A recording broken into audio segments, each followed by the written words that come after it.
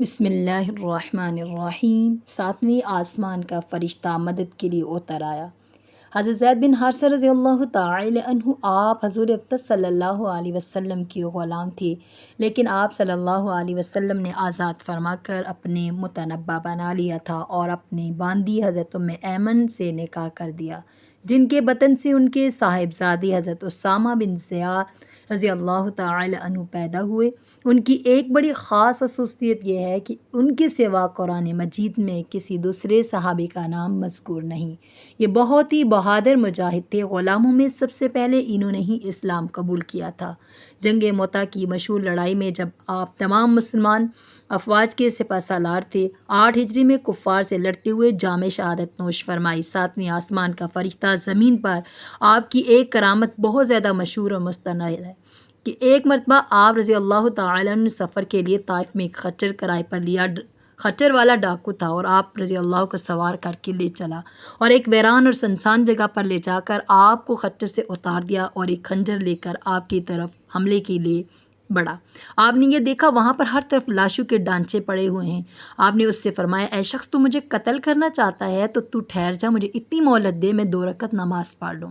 اس بد نصیب نے کہا، اچھا تو نماز پڑھ لے، تجھ سے پہلے بھی بہت سے مقتولوں نے نمازیں پڑھی ہیں مگر ان کی نمازوں نے انہیں کوئی فائدہ نہ دیا۔ حضرت زید بن حارث رضی اللہ تعالی عنہ کا بیان ہے، جب میں ان سے نماز سے فارغ ہو گیا، وہ مجھے قتل کرنے کے لیے میرے قریب آیا۔ میں نے دعا مانگی، یا ارحم الراحمین، کہا۔ غیب سے یہ آواز آئی، اے شخص، تو ان کو قتل مت کر۔ یہ آواز سن کر وہ ڈاکو ڈر گیا، ادھر ادھر دیکھنے لگا۔ جب کوئی نظر نہ آیا وہ میرے طرف پھر قتل کے لیے بڑھا۔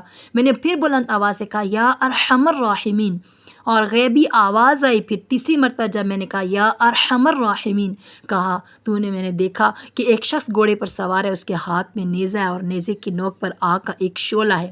اس شخص نے آتے ہی ڈاکو کے سینوں میں اس زور سے نیزہ مارا کہ نیزہ اس کے سینے کو چھیدتا ہوا اس کی پشت کے پار نکل گیا۔ ڈاکو زمین پر گر کر مر گیا۔ پھر وہ سوار مجھ سے یہ کہنے لگا، جب تم نے پہلی مرتبہ یا ارحم الراحمین کہا تو میں 7ویں آسمان پر تھا، جب دوسری مرتبہ تم نے کہا یا ارحم الراحمین تو میں آسمانی دنیا پر تھا، جب تیسری مرتبہ تم نے یا ارحم الراحمین کہا تو میں تمہاری پاس امداد اور نصرت کے لیے حاضر ہو گیا۔